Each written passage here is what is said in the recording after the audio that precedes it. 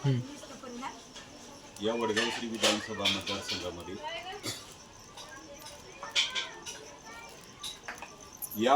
विधानसभा मतदारसंघामध्ये चंदननगर या भागामध्ये डॉक्टर बाबासाहेब आंबेडकर नगर आहे। या आंबेडकर नगरमध्ये मधून मी भगवान गायकवाड भीमटोला यूट्यूब चॅनल नंबर 1 यांच्या माध्यमातून मी फेसबुकला आणि यूट्यूबला या ठिकाणी माहिती देतोय की या देशामध्ये आणि या पुणे शहरामध्ये असा एक प्रकार घडलेला आहे की 23 एप्रिल 2025 रोजी या ठिकाणी या सर्व घराला आग लागली। या आगीमध्ये सर्व झोपड्या जळालेल्या आहेत। ही आजी आज मी ज्या ठिकाणी उभा आहे ही रात्र आहे, थंडी आहे। या ठिकाणी ही आजी या घराच्या घर जळाल्यामुळं या ठिकाणी उघड्यावर आपली चूल पेटवून या ठिकाणी स्वयंपाक करून खाते। तिला राहायला घर नाही, भांडे नाही। गेल्या 8 ते 9 महिन्यापासून या लोकांना आजपर्यंत सरकारची निधी मिळत नाही। असं काय या लोकांनी सरकारचं आणि काय कुठलं गुन्हा केलेला आहे की या लोकांचं काळजीपूर्वक यांचा निधी पोलिसाच्या पंचनाम्याप्रमाणे दिलं जात नाही। विशेष या आजीकडे आज सध्या पॅन कार्ड, आधार कार्ड किंवा राहण्यासाठी घर नाहीये। रस्त्यावर, उघड्यावर आणि उघड्या जागेमध्ये थंडी पाण्यामध्ये ती आज इथं स्वयंपाक करून खाते।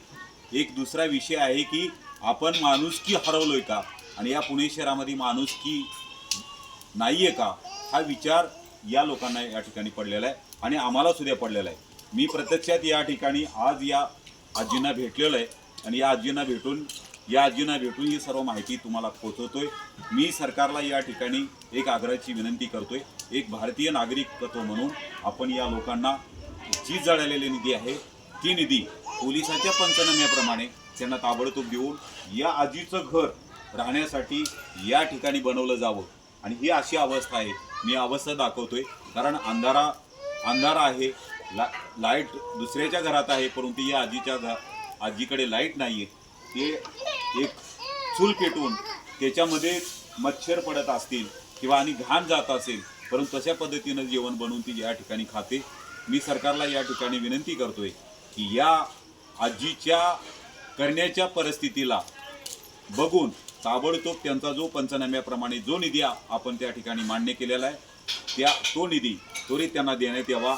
अन्यथा आम्ही आणि या ठिकाणची जनता मंगळवारी म्हणजे येणाऱ्या मंगळवारी जिल्हाधिकारी कार्यालयाच्या समोर आमरण उपोषणाला बसणार आहोत, असं या ठिकाणी या लोकांचं म्हणणं आहे, या आजीचं म्हणणं आहे।